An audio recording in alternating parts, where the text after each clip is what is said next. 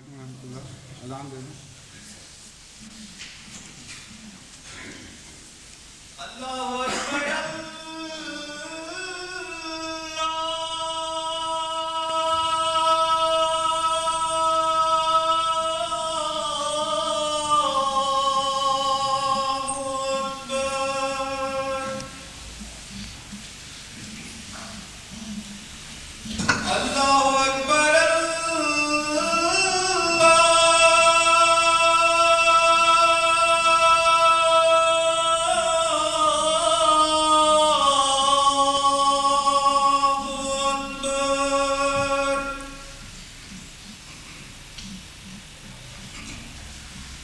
اشہد ان لا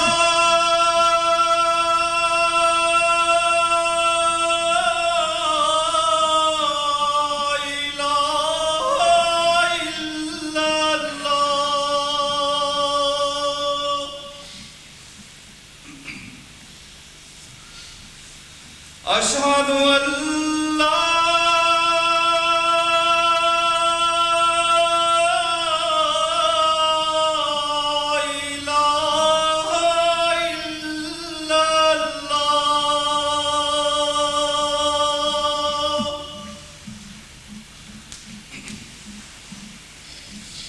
اشہد ان محمد رسول اللہ.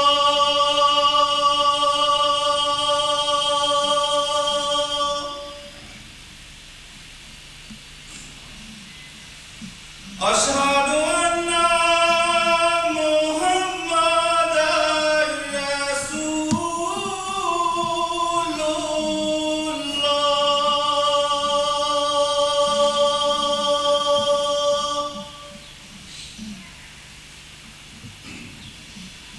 حی علی الصلاۃ.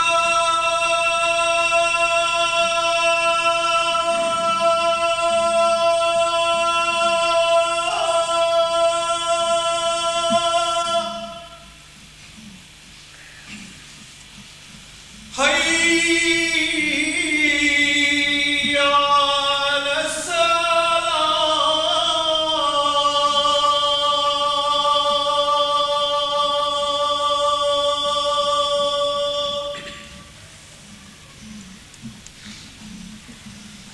حی علی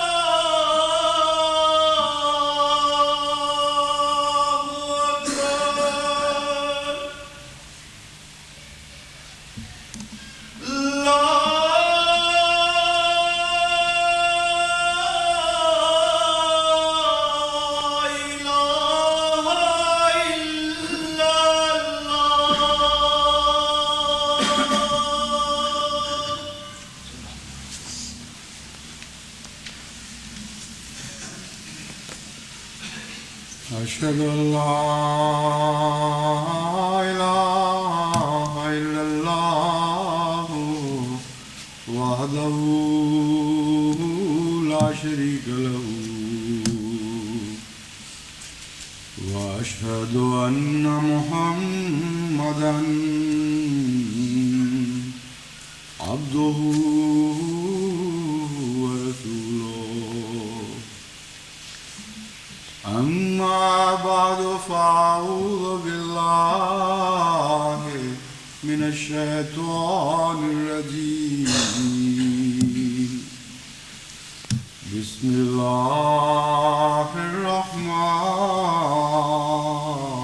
الرحيم.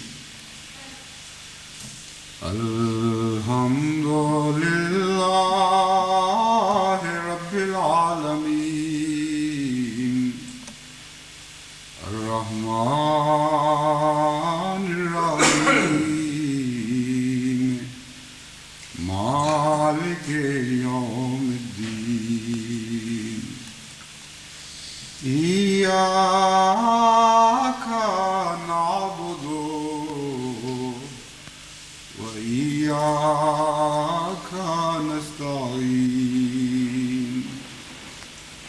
اهدنا الصراط المستقيم صراط الذين أنعمت عليهم غير المغضوب عليهم ولا الضالين.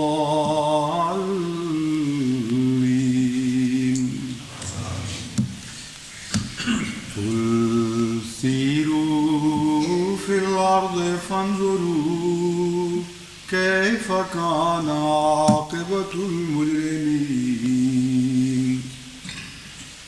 ولا تحزن عليهم ولا تكن في ضيق مما يمكرون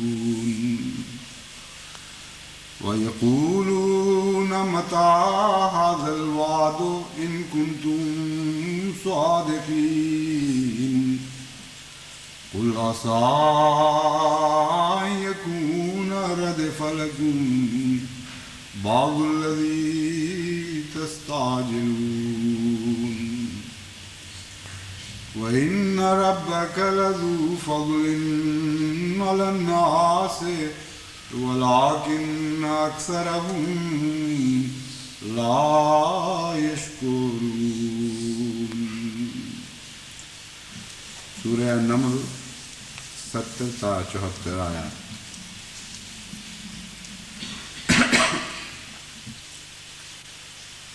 گزشتہ کچھ عرصہ بلکہ کافی لمبا عرصہ جو کئی مہینے تک پھیلا ہوا تھا پاکستان کے شائع کردہ مبینہ قرطاس ابیض کے جوابات پہ صرف ہوا اور اللہ ماشاء اللہ خطبات تقریباً تمام کے تمام اسی جواب کے لیے وقف رہے.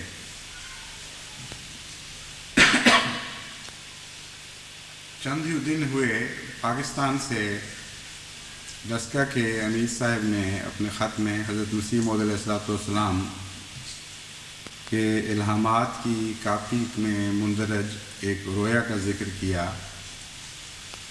جو 1903 10 ستمبر کا رویا ہے اور تذکرہ 485 صفحہ پر درج ہے. اور انہوں نے یہ لکھا کہ ان کا خیال ہے کہ یہ قرطاس ابیض کا جو جواب دیا گیا ہے یہ رویا اسی سے تعلق رکھتا ہے. چنانچہ جب میں نے اصل الفاظ کا مطالعہ کیا تو میں حیران ہوا کہ واقعتاً حیرت انگیز طور پر یہ رویا اسی واقعہ پر چسپاں ہوتا ہے. اور سارے عرصے میں کبھی بھی مجھے ان جوابات پر اتنا اطمینان نہیں ہوا تھا اور اتنی غیر معمولی خوشی نہیں پہنچی جتنی حضرت اقدس مسیح موعود علیہ السلام کے اس مختصر رویا کے مطالعہ سے پہنچی. اور جو اطمینان نصیب ہوا اس کا الفاظ میں بیان ممکن نہیں. آج سے 82 سال پہلے اللہ تعالیٰ نے حضرت اقدس مسیح موعود علیہ السلام کو یہ واقعہ بتا دیا تھا. اس طرح ایک واقعہ ہونے والا ہے اور اس طرح اللہ تعالیٰ کی دی ہوئی توفیق کے ساتھ اس کا ایک شافی اور کافی جواب دیا جائے گا. حضرت اقدس مسیح موعود علیہ السلام لکھتے ہیں خواب میں نے دیکھا میرے ہاتھ میں ایک کتاب ہے کسی مخالف کی. میں اس کو پانی میں دھو رہا ہوں اور ایک شخص پانی ڈالتا ہے. جب میں نے نظر اٹھا کر دیکھا تو وہ ساری کتاب دھوئی گئی ہے اور سفید کاغذ نکل آیا ہے. صرف ٹائٹل پیج پر ایک نام یا اس کے مشابہ رہ گیا ہے. یہ الفاظ حیرت انگیز طور پر اس سارے واقعہ پر اس طرح صادق آتے ہیں کہ سب سے پہلے تو عام کتابیں جو مخالفین سلسلہ لکھتے رہے ہیں شروع سے اور لکھ رہے ہیں اور لکھتے چلے جائیں گے ان میں سے کسی ایک کا یہ ذکر معلوم نہیں ہوتا کیونکہ وہ تو مضمون ایک لمبی تاریخ پر ہر طرف پھیلا ہوا ہے اور کسی کتاب کو خاص کرنے کی کوئی وجہ نظر نہیں آتی. لیکن ایک حکومت وقت کی طرف سے ایک کتاب شائع کی جائے جماعت کی مخالفت میں تو اس کتاب کو ایک غیر معمولی اہمیت حاصل ہو جاتی ہے اور عام مخالفانہ کتابوں سے وہ ممتاز ہو جاتی ہے. اس لیے لازماً کسی ایسی کی کتاب کا یہاں ذکر ہے جو کوئی غیر معمولی حیثیت رکھتی ہے. اور اس ساری تاریخ میں جو تقریباً 100 سال پہ پھیلی ہوئی ہے، جماعت احمدیہ کی مخالفت میں یہ پہلا واقعہ ہوا ہے کہ ایک حکومت وقت نے اپنی جانب سے ایک مخالفانہ کتاب شائع کی ہو. چنانچہ ظاہر ہے کہ اس میں اسی کتاب کی طرف اشارہ ہے. مزید برآں فرمایا میں اس کو پانی میں دھو رہا ہوں اور ایک شخص پانی ڈالتا ہے. عموماً پاکستان میں میرا دستور یہی تھا اور گزشتہ خلفاء کا بھی یہی رہا ہے کہ جب علمی تحقیق کرواتے ہیں یا کرواتے تھے تو ایک سے زائد علماء مدد کیا کرتے تھے اور لائبریریاں تھیں، ہر قسم کے وسائل موجود تھے، متفرق مضامین کے ماہر علماء موجود تھے. چنانچہ ہر مضمون کے ماہر عالم کے سپرد مختلف باتیں کر دی جاتی تھیں جو تحقیق کر کے حوالے تلاش کرنے میں مدد کرتا تھا. لیکن یہاں ان ساری سہولتوں کے نہ ہونے کے باعث جس حد تک بھی خدا نے جس طرح توفیق دی ہمیں اس کا انتظام کرنا پڑا. تمام دوسرے ہمارے مبلغین وغیرہ اتنے مصروف تھے کہ ان کو اس کام کے لیے الگ نہیں کیا جا سکتا تھا. چنانچہ میں نے صرف ایک ہادی علی صاحب کو اپنے لیے منتخب کیا کہ وہی میرے بیان کے مطابق جہاں جہاں میں اشارے کروں وہاں سے مضمون تلاش کر کے مہیا کریں. تو خواب میں یہ ذکر کرنا کہ ایک آدمی پانی ڈال رہا ہے اور ایک ڈال رہا ہے، یہ کوئی غیر معمولی بات ہے، خاص معنی رکھنے والی بات ہے جو اس کا ذکر فرمایا گیا. چنانچہ اس تمام عرصہ میں صرف ایک شخص یہی ہاتھ پر پانی ڈالتا رہا، یعنی مدد کرتا رہا اس کتاب کو دھونے میں. اور پھر یہ لفظ یوں لگتا ہے جیسے چور پکڑا گیا. بالکل فرمایا جو وہ کتاب دھل گئی تو سفید کاغذ نکل آیا. حیرت انگیز طور پر وائٹ پیپر کا نقشہ اس سے بہتر نہیں کھینچا جا سکتا کہ وائٹ پیپر تو ہے لیکن ان معنوں میں کچھ بھی باقی نہیں رہا، کلیتاً سفید ہو گیا اور بے داغ کر دیا گیا خدا کی طرف سے، اور صرف ٹائٹل پر کچھ لکھا ہوا رہ گیا ہے، مضمون کا حصہ اس کا کچھ بھی باقی نہیں. تو چونکہ یہ ایک عظیم شان خدا تعالیٰ کی طرف سے ایک تائیدی نشان تھا، اس لیے میں نے سوچا کہ جماعت کو بھی اس لذت میں شریک کروں جس کا خدا ایسا عظیم الشان ہو، ایسا عالم الغیب ہو، اس طرح تائید بار بار اپنی دکھائے. اس قوم کو کون دنیا میں ہرا سکتا ہے اور کون ڈرا سکتا ہے؟ ہمارا ایک والی ہے، ہمارا ایک ولی ہمارے ساتھ موجود ہے جو ہماری پیدائشوں سے بھی پہلے جانتا تھا کہ کیا ہونے والا ہے، اور بہت دور دور کی خبریں اس نے پہلے سے دلوں کو سہارا دینے کی خاطر دے رکھی تھی. اس لیے یہ تمسخر کرتے رہیں، مذاق اڑاتے رہیں، وعدے کب پورے ہوں گے اور کیسے پورے ہوں گے، یہ ان کا حصہ ہے، ان کے مقدر کی باتیں ہیں. مگر ہم تو ہر روز پورے ہوتے ہوئے وعدوں میں زندہ رہ رہے ہیں. وہی ہماری سانسیں ہیں، وہی ہماری بقا کا پانی ہے. اس لیے ہماری جماعت کے جو حالات ہیں وہ ان کے لوگوں کے تصور میں بھی نہیں آ سکتے کہ کس طرح زندہ ہیں اور کیوں زندہ ہیں. اس کے بعد میرا خیال تھا کہ میں ملک کو ایک عظیم خطرے سے متوجہ کروں جو ملائیت کا خطرہ ہے، اور تقریباً وہ ملک کی زندگی کے ہر گوشے پر پنجے گاڑ چکا ہے. اور اس وقت ملک کی زندگی کی شاہرگ اس کے پنجوں میں آ چکی ہے. صرف ایک ملک میں یہ واقعہ نہیں ہوا یا ہو رہا، بلکہ تمام عالم اسلام میں یہ واقعہ ایک سوچی سمجھی سازش کے مطابق کروایا جا رہا ہے اسلام دشمن طاقتوں سے. جہاں تک پاکستان کا تعلق ہے، میں نے سوچا کہ میں ان کو اس بارے میں متنبع کروں. لیکن آج صبح ایک ایسا واقعہ ہوا جس کے پیش نظر میں سر دست اس مضمون کو آئندہ کے لیے اٹھا رکھتا ہوں اور آج کے ہونے والے واقعہ کے متعلق آپ کو مطلع کرتا ہوں. آج صبح تہجد کے وقت فون کی گھنٹی بجی تو پتہ چلا کہ کراچی سے فوری ٹیلی فون آیا ہے اور یہ بتایا گیا کہ کراچی میں محکمہ موسمیات والوں جو غیر بین الاقوامی محکمہ موسمیات سے تعلق رکھنے والے لوگ ہیں، ماہرین ہیں، ان کی طرف سے ایک ایسی تنبیہ کی گئی ہے جو عام طور پر پاکستان کے جغرافیائی حالات میں نہیں کی جاتی، اور ایک غیر معمولی واقعہ ہے، اور وہ یہ ہے کہ پاکستان کا جو کراچی کا علاقہ ہے اور اس کے ساتھ کا سمندری ساحل کا ساحلی علاقہ، اس کی طرف ایک انتہائی خوفناک سمندری طوفان بڑی تیزی سے بڑھ رہا ہے، جس کے متعلق یہ خیال کیا جاتا ہے کہ جمعے کے دن صبح 10 بجے وہ کراچی ساحل کو ہٹ کرے گا، اور یہ طوفان مشرقی بنگال کی طرف تو آتے رہتے ہیں اور وہ ان سے واقف بھی ہیں، اور لکھو کھا جانیں بھی ضائع ہوتی رہتی ہیں، اربوں کی جرادیں بھی طرف ہوتی رہتی ہیں، لیکن اس مغربی ساحل کے لیے یہ ایک بالکل اجنبی اور انوکھا واقعہ تھا۔ اس لیے تمام نیوی کو الرٹ کر دیا گیا، تمام شہری دفاع کے ادارے اور رضاکار اس طرف متوجہ ہوئے، اور رات کے پچھلے حصے میں اور صبح کے پہلے حصے میں ساحلی علاقوں سے آبادی کا انخلا ہوا، اور ڈیفنس سوسائٹی جو بہت دور تک پھیلی پڑی ہے، کئی فیزز ہیں اس میں سے لاکھوں آدمیوں کا انخلا کروایا گیا، اور نصف سے زائد ڈیفنس کی آبادی بالکل خالی ہو گئی، یہاں تک کہ وہ اتنی افراتفری میں یہ واقعہ ہوا کہ اپنا سامان لے جانے کی بھی کسی کو ہوش نہیں تھی۔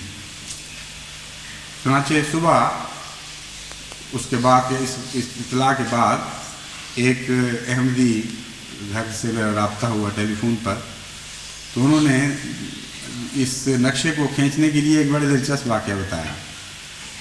انہوں نے کہا ہمیں جب اطلاع ملی تو اتنی پینک تھی اس اطلاع میں کہ فوراً نکلو، کہ ہم بغیر کسی چیز کے باہر نکلے۔ تو میری چھوٹی بچی نے کہا کہ حضرت صاحب کے خط رہ گئے، وہ تو لیتے جائیں۔ کہتے ہیں ہم پھر واپس دوڑے اور وہ خط لے لیے کہ اور کچھ لے جا سکیں نہ سکیں، یہ خط محفوظ رہ جائے۔ یہ وہ کیفیت تھی، لیکن اللہ تعالیٰ نے فضل فرمایا، اور پیشتر اس کے کہ وہ اس ساحلی علاقے میں جو دور دور تک پھیلا پڑا ہے وہاں تباہی مچاتا، اللہ تعالیٰ نے اس طوفان کا رخ پھیر دیا اور یہ بلا ٹل گئی۔ اس واقعہ کو جہاں تک جماعت احمدیہ کا تعلق ہے ایک غیر معمولی اہمیت بھی حاصل ہو گئی، اور وہاں کی جماعت خاص طور پر اس لیے بھی پریشان تھی کہ اگرچہ آج یہاں جمعہ کے دن رمضان کی 11ویں تاریخ ہے، لیکن پاکستان میں جمعے کا دن آج رمضان کی 10ویں تاریخ ہے، اور اس سے پہلے گزشتہ خطبے میں بھی میں جو گلاسکو میں دیا تھا اس میں بھی میں نے مطلع کیا تھا جماعت کو کہ بعض رویا ایسی معلوم ہوئی ہیں جن سے پتہ چلتا ہے کہ اللہ تعالیٰ نے جو یہ کشفی نظارہ دکھایا تھا فرائیڈے the 10th، اس کا تعلق بعید نہیں کہ چاند کی راتوں سے ہو۔ چنانچہ اس عرصے میں اس خطبے کے بعد ایک اور عجیب اور بڑی دلچسپ رویا ایک پاکستان کے دوست نے لکھی، اس کا بھی اس سے تعلق معلوم ہوتا ہے، اور وہ یہ تھی، ایک ڈاکٹر طارق ہیں، وہ کہتے ہیں کہ میں بہت ہی ایک رات پریشان ہوا اور بہت رویا، خدا کے حضور دعائیں کی کہ یہ ابتلا کے دن کب کٹیں گے اور کیا ہونا ہے، کچھ تو بتا۔ تو کہتے ہیں رات میں نے جو رویا میں نقشہ دیکھا ہے مجھے کچھ سمجھ نہیں آئی کہ ہے کیا، لیکن چونکہ آپ کو اللہ تعالیٰ بتا دیتا ہے رویا کی تعبیریں اور آپ کا تعلق ہے جماعت کے معاملات سے، اس لیے آپ کو سمجھنا بھی چاہیے، میں آپ کو لکھ رہا ہوں۔ چنانچہ وہ رویا یہ تھی کہ ایک کاغذ پر ایک طرف ایک چوکٹا ہے، اس پر اوپر 10 کا ہندسہ لکھا ہوا ہے اور نیچے قمر لکھا ہوا ہے، اور بائیں طرف ایک لمبا چوکٹا ہے اور اس کے اندر تاریخیں لکھی ہوئی ہیں، یا ہندسے وہ کہتے ہیں، ہندسے لکھے ہوئے ہیں، اور 31 پر جا کر وہ شمار ختم ہو جاتا ہے اور 31 کا ہندسہ نمایاں چمک رہا ہے، یعنی انہوں نے تو یہ تعبیر نہیں لکھی، نہ ان کا ذہن اس طرف گیا، مگر وہ چونکہ اس سے مجھے تعلق معلوم تھا فرائیڈے the 10th والے بات سے، اس لیے واضح طور پر مجھے یہ سمجھ آئی کہ 31 مئی کو چاند کی 10ویں تاریخ کو ایک جمعہ آ رہا ہے، اور اس جمعے میں کوئی واقعہ ایسا ہونے والا ہے جس کا تعلق اس کشف سے بھی ہے اور اس رویا سے بھی ہے۔ چنانچہ اس خیال سے میں نے پرائیویٹ سیکرٹری صاحب کو پہلے بھی کہہ دیا تھا کہ آپ توجہ رکھیں اور خیال رکھیں کہ 10 تاریخ کو کیا واقعہ غیر معمولی پیش آتا ہے۔ چنانچہ ہمارے عزیز سیفی خود ساری رات بیٹھے ریڈیو چلا کر خبریں سنتے رہے، لیکن عجیب واقعہ ہوا کہ فون جو ان کے نام آنا تھا وہ غلطی سے میرے نام آ گیا، اور یہ اطلاع مجھے ملی پہلے بجائے اس کے کہ ان کو ملتی۔ اس واقعہ میں کئی سبق ہیں۔ ایک تو یہ بہرحال پختہ بات ہے کہ ایک ایسا غیر معمولی واقعہ ہے جو اس علاقے میں روز مرہ یا دسیوں سالوں میں بھی ایک دفعہ نہیں رونما ہوتا، اور جمعہ کی یہ دن ہے اور 10 تاریخ ہے رمضان کی۔ ان حقائق کو تو کوئی دنیا میں مٹا نہیں سکتا، غلط نہیں کر سکتا، لیکن ایک خطرہ پیدا ہوا اور ٹل گیا، خواہ وہ کتنا ہی غیر معمولی خطرہ تھا لیکن بہرحال ٹل گیا۔ اس کا کیا نتیجہ نکلتا ہے، یہ کیا نتیجہ ہمیں نکالنا چاہیے؟ کئی نتائج میرے ذہن میں آتے ہیں جن سے میں آپ کو مطلع کرنا چاہتا ہوں۔ پہلی بات تو یہ کہ اگرچہ رویا اس پر چسپاں ہوتا نظر آ رہا ہے اور ایک غیر معمولی بات ہے، لیکن یہ ضروری نہیں ہوا کرتا کہ ایک ہی دفعہ ایک بات پوری ہو۔ بعض خدا تعالیٰ کی طرف سے ایسے کشوف یا الہامات ہوتے ہیں جو بار بار تکرار کے ساتھ بھی پورا ہوتے ہیں، اور قرآن کریم کی بعض آیات سے بھی پتہ چلتا ہے کہ بعض نشان پیچھے پڑ جانے والے ہیں اور وہ بار بار پورے ہوتے ہیں۔ تو ایک تو یہ امکان ہے، یعنی یہ امکان بھی ہے کہ اس کے علاوہ بھی خدا تعالیٰ زیادہ وضاحت کے ساتھ اس نشان کو پورا فرمائے۔ اور دوسرا، جب ہم اس پر غور کرتے ہیں اس واقعہ پر تو کئی سبق ملتے ہیں۔ پہلا یہ کہ خدا تعالیٰ جب قوم کو پکڑنے کا فیصلہ کرتا ہے تو اس کے پکڑ کے رستے بہت ہیں، اور بسا اوقات ایسے رستے سے بھی پکڑتا ہے جس کی توقع ہی نہیں کر سکتی قوم، وہم و گمان بھی نہیں جا سکتا کہ اس طرح سے بھی کوئی واقعہ ہو۔ جس طرح 1974 کے فسادات کے بعد جو بار بار پکڑی گئی ہے قوم مختلف ابتلاؤں میں، تو ایک سیلاب ایسا آیا تھا سندھ میں جو بلوچستان کی خشک پہاڑیوں پر غیر متوقع بارش کے نتیجے میں سیلاب آیا۔ یعنی وہم و گمان بھی نہیں کر سکتا کہ بلوچستان کے خشک پہاڑ سیلاب کا موجب بن جائیں گے، لیکن وہ سارا علاقہ تباہ ہوا بلوچستان کے پہاڑوں کے سیلاب کی وجہ سے، چنانچہ اخباروں میں اس بات کی نمایاں سرخیاں لگیں۔ تو اللہ تعالیٰ کی پکڑ جب وہ آتی ہے تو اس کے اتنے مختلف رستے ہیں، اور وہ قادر و توانا خدا ہے، وہ اپنی قدرت کے نشان دکھاتا ہے، اور زمین کی ہر چیز کو جب چاہے وہ امر فرما سکتا ہے، اور وہ جو امن کا موجب جگہ ہے وہ خطرے کا موجب بن جاتی ہے۔ اس لیے خدا تعالیٰ کی طرف سے امن میں نہیں رہ سکتا انسان اگر وہ فیصلہ کر لے اس کو پکڑنے کا، اور یہ مضمون بھی قرآن کریم کی مختلف آیات میں بڑی وضاحت سے بیان کیا گیا ہے کہ خدا کی تقدیر سے تم کس طرح امن میں رہ سکتے ہو۔ وہ تو پابند نہیں ہے، وہ جس طرح چاہے جب چاہے تمہیں پکڑنے کا فیصلہ کرے، پھر تمہارے لیے بچنے کی کوئی صورت باقی نہیں رکھے گا۔ دوسرا اس میں ایک خوشخبری ہے اس نہایت محیط خطرہ کے ایک دم ظاہر ہونے اور پھر اس کے ٹل جانے میں، وہ یہ کہ خدا تعالیٰ عذاب دینے میں خوش نہیں ہے، وہ تنبیہ فرماتا ہے، خطرات سے متنبع کرتا ہے، اور قوم کو استغفار کا موقع دیتا ہے۔ اگر قوم استغفار کرے اور توبہ کرے اور اللہ تعالیٰ کی طرف رجوع کرے تو اللہ تعالیٰ اس بات میں راضی نہیں ہے کہ لوگوں کو ہلاک کرے، اور وہ پکڑ میں ڈھیلا ہے اور نرمی کرتا ہے۔ یہاں تک نرمی کرتا ہے کہ بسا اوقات انبیاء بظاہر جھوٹے ہوتے دکھائی دے رہے ہوتے ہیں اور دنیا کو ان کی تضحیق اور تمسخر کا موقع مل جاتا ہے، لیکن اللہ تعالیٰ پھر بھی اپنی پکڑ میں نرمی اور غیر معمولی مغفرت کا سلوک فرماتا ہے۔ تو اگر یہ وہی نشان ہے جیسا کہ نظر آ رہا ہے جس کا خدا تعالیٰ نے وعدہ فرمایا تھا، تو اس میں جماعت کے لیے بھی اور قوم کے لیے بھی ایک بہت خوشخبری کا پہلو ہے کہ قوم کے لیے ابھی نجات کی راہ باقی ہے۔ محیط خطرات کا ایک نمونہ دکھا دیا گیا ہے، لیکن اگر قوم نے استغفار سے کام لیا اور توبہ کی تو ہرگز بعید نہیں کہ اللہ تعالیٰ اس قوم کو بچائے، اور یہی ہے جو ہم چاہتے ہیں اور اسی کے لیے ہم دعائیں کرتے ہیں۔ اور تیسرا پہلو سبق جو اس میں سے ملتا ہے وہ یہ ہے کہ تنبیہ موجود ہے اور نمونہ دکھا دیا گیا ہے کہ خدا تعالیٰ تم سے کیا سلوک فرمائے گا اگر تم باز نہیں آؤ گے۔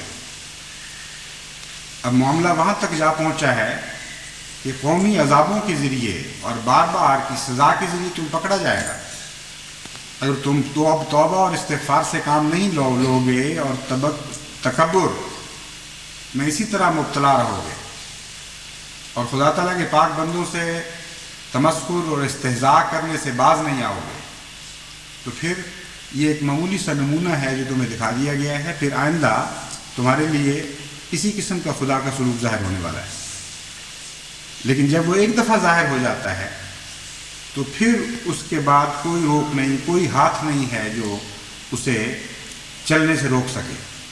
وہ خدا کی چکی ہے جو چل پڑتی ہے اور پھر کوئی اسے روک نہیں سکتا۔ اس لیے یہ سارے نشانات یا ایسے اسباب ہیں جو اس واقعے پر غور کرنے سے ہمیں ملتے ہیں۔ چنانچہ جن آیات کا میں نے انتخاب کیا ان میں بھی یہی مضمون ملتا ہے۔ قُلْ سِیرُوا فِی الْأَرْضِ فَانْظُرْ کَیْفَ کَانَ عَاقِبَةُ الْمُجْرِمِینَ، اے محمد صلی اللہ علیہ وآلہ وسلم ان سے کہہ دے کہ تم زمین میں خوب پھر کے دیکھ لو، ایک بات تمہیں قطعی نظر آئے گی کہ مجرمین کی عاقبت کبھی اچھی نہیں ہوئی۔ کیف کان عاقبۃ المجرمین، وہ لوگ جو جرم کرتے ہیں، جو زیادتیاں کرتے ہیں، جو ظلم اور سفاکی سے کام لیتے ہیں،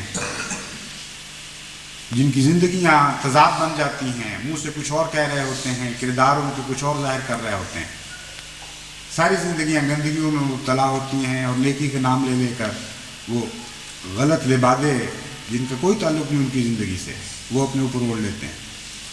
اسلام کا نام ہے اور ہر قسم کی غیر اسلامی حرکتیں ہو رہی ہیں۔ ایسے لوگوں کے لیے ایک وقت مقدر ہوتا ہے، وہ کب آئے گا یہ الگ بحث ہے، لیکن اگر تم غور کرو اور مڑ کر دیکھو تاریخ میں ان لوگوں کے چہرے، تاریخ کے آئینے میں دیکھو، تو ایک بات تمہیں قطعی نظر آئے گی کہ ان کا انجام اچھا کبھی نہیں، ہمیشہ بد انجام کو پہنچے۔ وَلَا تَحْزَنْ عَلَيْهِمْ وَلَا تَكُنْ فِي ضَيْقٍ مِّمَّا يَمْكُرُونَ، فرمایا ہم جو ڈھیل دیتے ہیں تو اس پر غم نہ کر، اور ان کو جو مکروں کا موقع دیتے چلے جا رہے ہیں، ہر قسم کے مکر تیرے خلاف کر رہے ہیں، تو یہ نہ سمجھ کہ ہم نے تجھے چھوڑ دیا ہے، یقین رکھ کہ تیری عاقبت اچھی اور ان کی عاقبت لازماً خراب ہونے والی ہے اگر یہ لوگ باز نہ آئے۔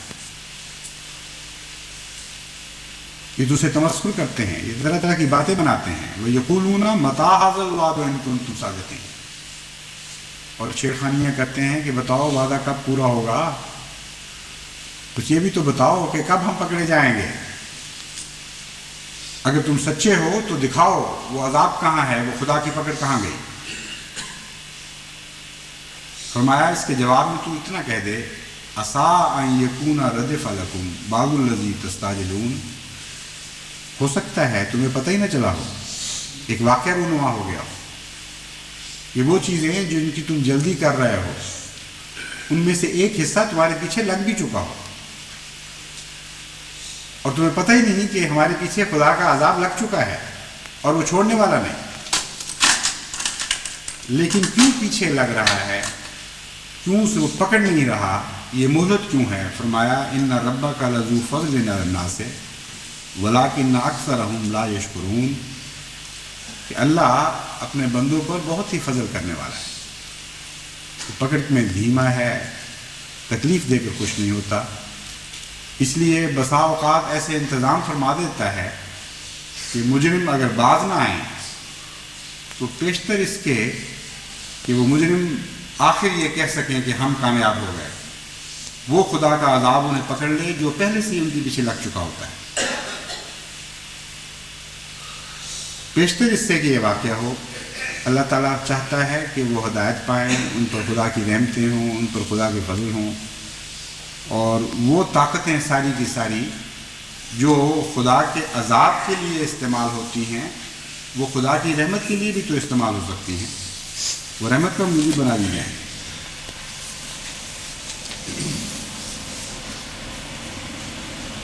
چنانچہ سورہ نوح میں خدا تعالیٰ اس مضمون کو زیادہ کھول کر بیان فرماتا ہے. حضرت نوح خدا سے عرض کرتے ہیں کہ میں نے اپنی قوم کو خوب کھول کھول کر متنبع کر دیا اور ان کو یہ بھی بتایا کہ آسمان سے آنے والا پانی رحمتوں کا موجب بن جائے گا, ضروری نہیں کہ عذاب کا موجب بنے.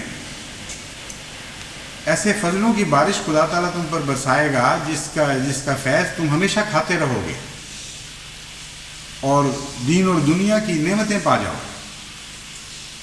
لیکن میری ساری نصیحتیں, دن اور رات کی باتیں, میری تذکیر نے ان پر کوئی اثر نہیں کیا. ایک عجیب دردناک منظر ہے جو خدا کے حضور کھینچتے ہیں. عرض کرتے ہیں قال رب انی دعوت قومی لیلا ونہارا فلم یزدہم دعائی الا فرارا وإني كلما دعوتهم لتغفر لهم جعلوا أصابعهم في آذانهم واستغشوا ثيابهم وأسروا واستكبروا استكبارا ثم إني دعوتهم جهارا ثم إني أعلنت لهم وأسررت لهم إسرارا فقلت استغفروا ربكم إنه كان غفارا.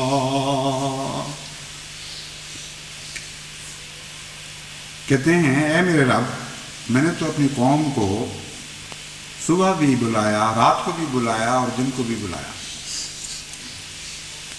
لیکن میری آہو پکار نے, میری دعوتوں نے, میرے بلانے نے انہیں بھاگنے کے سوا اور کسی چیز میں زیادہ نہیں کیا. اور ہر دفعہ جب میں انہیں اس بات کی طرف دعوت دیتا تھا اس لیے بلاتا تھا کہ اے میرے رب تو ان کو بخش دے. وہ اپنے کانوں میں انگلیاں دیتے تھے اور اپنے کپڑے تکبر سے سمیٹتے تھے اور اپنے انکار پر اصرار کرتے تھے اور بہت بڑے استکبار میں مبتلا ہو جاتے تھے. پھر ان کو میں نے کھلا کھلا بھی بلایا اور اعلان کر کے بھی بلایا اور خفیہ اشاروں کے ساتھ بھی ان کو سمجھانے کی کوشش کی, اور ہمیشہ ان کو یہی کہتا رہا استغفروا ربکم, اللہ کے سے بخشش مانگو, اپنے رب سے استغفار کرو, انہ کان غفارا, اس بات کو مت بھولو کہ وہ بہت ہی بخشنے والا ہے. پھر اس کے بعد وہ دعا ہے جو میں نے عمدن چھوڑ دی, کیونکہ میں نہیں چاہتا کہ اپنی قوم پر وہ دعا مانگوں جس پر اس دعا کو حضرت نوح نے انجام تک پہنچایا.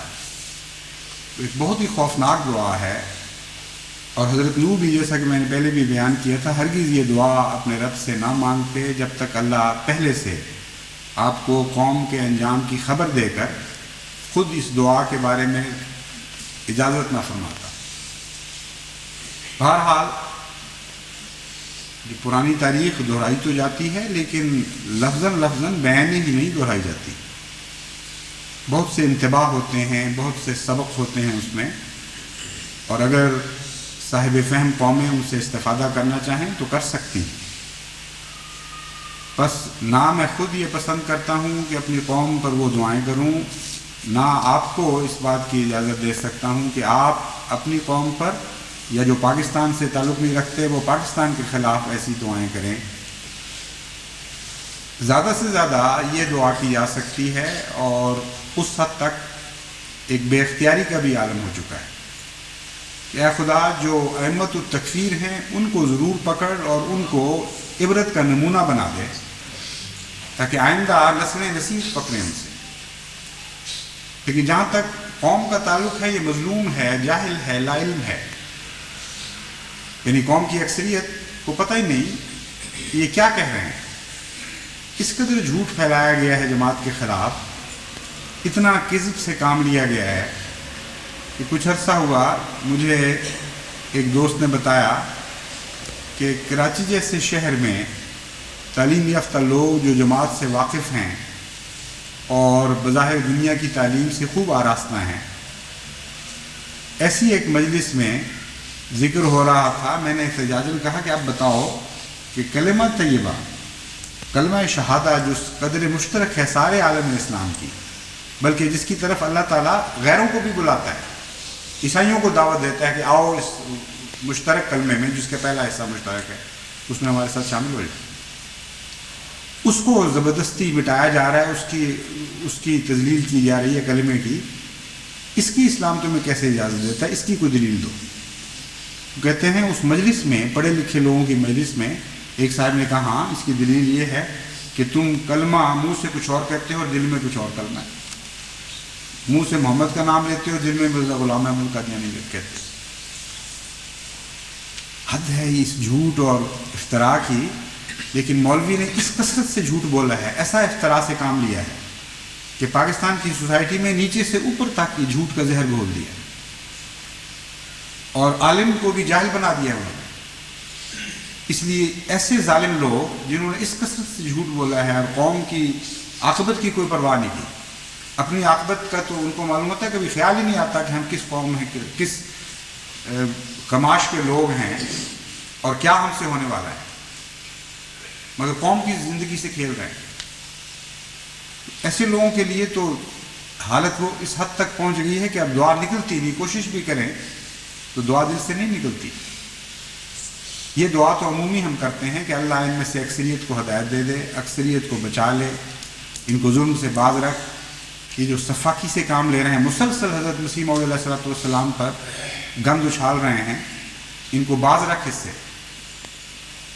لیکن کچھ ان میں سے ایسے ضرور ہونے چاہیے جو لوگوں کے لیے عبرت کا نمونہ بنے، تاکہ جماعت کے دل بھی ٹھنڈے ہوں، جنہوں نے بہت دکھ اٹھائے ہیں ان کے ہاتھوں سے، اور ان کی عبرت ساری قوم کے لیے نجات کا موجب بن جائے۔ یہ مقصد ہونا چاہیے اس دعا میں، محض بد دعا نہیں، بلکہ یہ مقصد کہ اس سے قوم کی بھاری اکثریت ہدایت پا جائے۔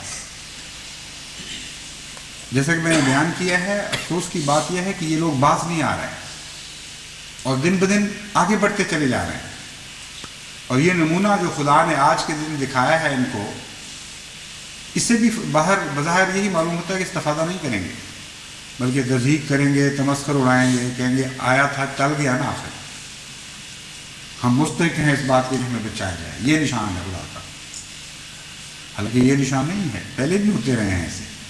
نشان یہ ہے کہ اب بھی اگر تم باز نہیں آئے تو پھر خدا کی پکڑ اس طرح آئے گی کہ تمہارے لیے لاتا ہی نہ مناس، کوئی پیچھے ہٹنے کی، کوئی دائیں بائیں ہونے کی جگہ باقی نہیں رہے گی، کوئی آگے بڑھنے کی جگہ باقی نہیں رہے گی۔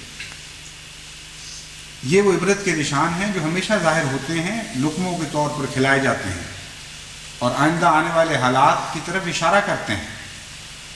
اگر کوئی استفادہ کرے، لیکن بظاہر یہی معلوم ہوتا ہے کہ جیسے پرانوں کی تقدیر تھی، آتے ہیں اور نشان دیکھ کر دیکھ کر بھی انکار کر دیتے ہیں، کچھ آئیے کہ اس کا ہراول دستہ بھی صرف پہنچاؤ۔ تو اس لیے میں حضرت مسیح موعود علیہ السلام کے الفاظ میں اس قوم کو متنبع کر کے اپنا فرض ادا کرتا ہوں۔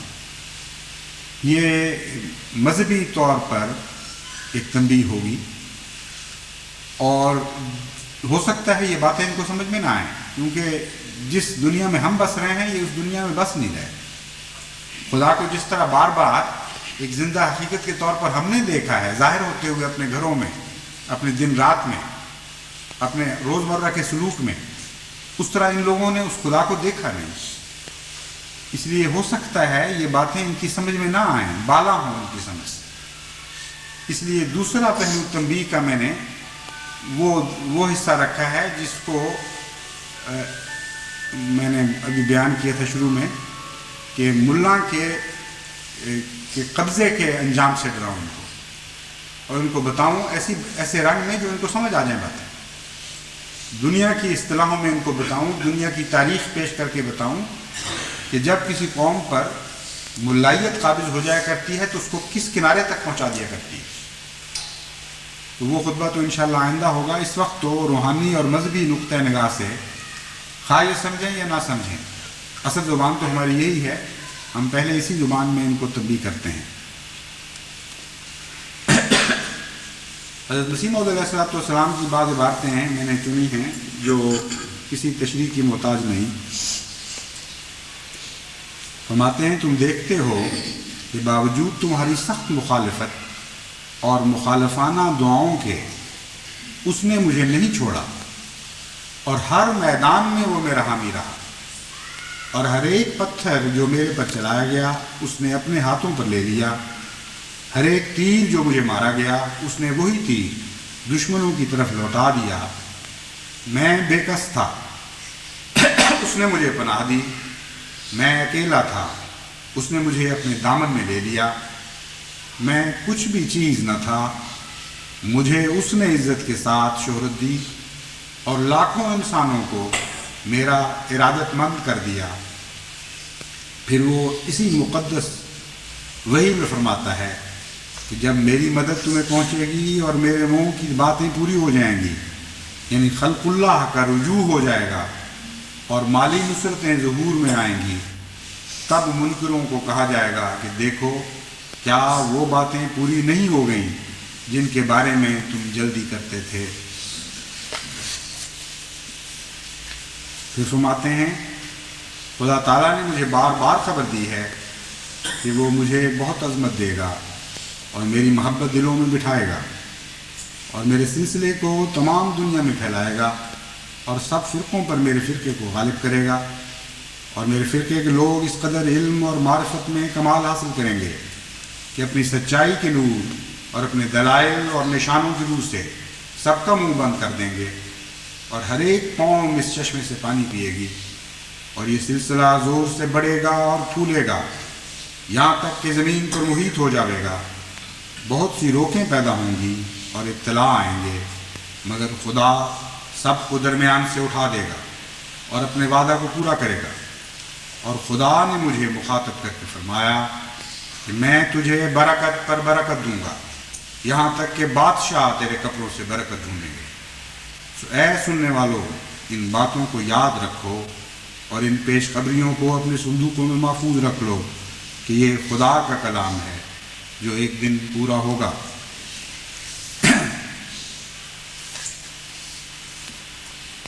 یہ تو ہے احمدیت کا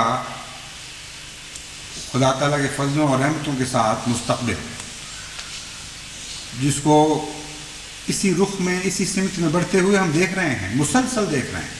ہر ابتلا کے وقت، ہر مصیبت کے وقت، ہر اندھیرے کے وقت ایک لمحہ بھی ایسا نہیں آیا کہ جماعت کا قدم اس مستقبل کی طرف بڑھنے سے رک گیا۔ ان کی تلواروں کے سائے میں بھی آگے بڑھی ہے جماعت اسی مستقبل کی جانب۔ ان کی گالیوں کی بوچھاڑ کے نیچے سے بھی جماعت آگے ہی بڑھتی چلی گئی ہے اسی مستقبل کی جانب۔ ان کے گرے گند اچھالتے رہے، یہ دکھ دیتے رہے، یہ ہر قسم کے اختلاف سے کام لیتے رہے، مگر اللہ تعالیٰ نے اس مستقبل کی طرف جماعت کے بڑھنے کی رفتار کو کم نہیں کیا، نہ ہونے دیا، بلکہ آگے بڑھاتا رہا ہے۔ یہ وہ تقدیر ہے، اس کو بدل نہیں سکتے۔ لیکن ایک اور تقدیر بھی ہے، اور وہ اللہ تعالیٰ کے دشمنوں کی تقدیر ہے، جو ان کے اوپر ظاہر ہوتی ہے، جو ان کے متعلق خدا تعالیٰ ہمیشہ سے جاری فرماتا رہا ہے۔ اس کا بھی حال سن لیجئے۔ حضرت مسیح موعود علیہ السلام فرماتے ہیں توبہ کرنے والے امان پائیں گے، اور وہ جو بلا سے پہلے ڈرتے ہیں ان پر رحم کیا جائے گا، یعنی بلا کے آنے سے پہلے۔ کیا تم خیال کرتے ہو کہ تم ان زلزلوں سے امن میں رہو گے، یا تم اپنی تدبیروں سے اپنے تئیں بچا سکتے ہو؟ ہرگز نہیں، انسانی کاموں کا اس دن خاتمہ ہوگا۔ جب خدا کی پکڑ آئے گی، انسانی کاموں کا اس دن خاتمہ ہوگا۔ یہ مت خیال کرو کہ امریکہ وغیرہ میں سخت زلزلے آئے اور تمہارا ملک ان سے محفوظ ہے۔ میں تو دیکھتا ہوں کہ شاید ان سے زیادہ مصیبت کا منہ دیکھو گے۔ اے یورپ تو بھی امن میں نہیں، اور اے ایشیا تو بھی محفوظ نہیں، اور اے جزائر کے رہنے والوں کوئی مصنوعی خدا تمہاری مدد نہیں کرے گا۔ میں شہروں کو گرتے دیکھتا ہوں اور آبادیوں کو ویران پاتا ہوں۔ وہ واحد و یگانہ ایک مدت تک خاموش رہا، اور اس کی آنکھوں کے سامنے مکروہ کام کیے گئے اور وہ چپ رہا، مگر اب وہ ہیبت کے ساتھ اپنا چہرہ دکھائے گا۔ جس کے کان سننے کے ہوں سنے کہ وہ وقت دور نہیں۔ میں نے کوشش کی کہ خدا کی امان کے نیچے سب کو جمع کروں، پر ضرور تھا کہ تقدیر کے نوشتے پورے ہوتے۔ میں سچ سچ کہتا ہوں کہ اس ملک کی نوبت بھی قریب آتی جاتی ہے۔ میں سچ سچ کہتا ہوں کہ اس ملک کی نوبت بھی قریب آتی جاتی ہے۔ نوح کا زمانہ تمہاری آنکھوں کے سامنے آ جائے گا، اور لوط کی زمین کا واقعہ تم بچشم خود دیکھ لو گے۔ مگر خدا غضب میں دھیما ہے، توبہ کرو تا تم پر رحم کیا جائے۔ جو خدا کو چھوڑتا ہے وہ ایک کیڑا ہے نہ کہ آدمی، اور جو اس سے نہیں ڈرتا وہ مردہ ہے نہ کہ زندہ۔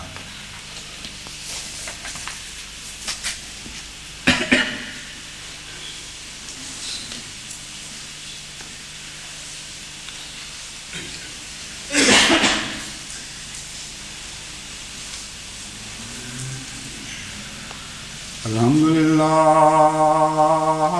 نحمدہ ونستعینہ ونستغفرہ ونؤمن بہ ونتوکل علیہ ونعوذ باللہ من شرور انفسنا ومن سیئات اعمالنا۔ من يهده الله فلا مضل له ومن يضلله فلا هادي له، ونشهد أن لا إله إلا الله وحده لا شريك له، ونشهد أن محمدا عبده ورسوله۔ عباد الله رحمكم الله، إن الله يأمر بالعدل والإحسان وإيتاء ذي القربى وينهى عن الفحشاء والمنكر والبغي يعظكم لعلكم تذكرون۔ اذكروا الله يذكركم وادعوه يستجب لكم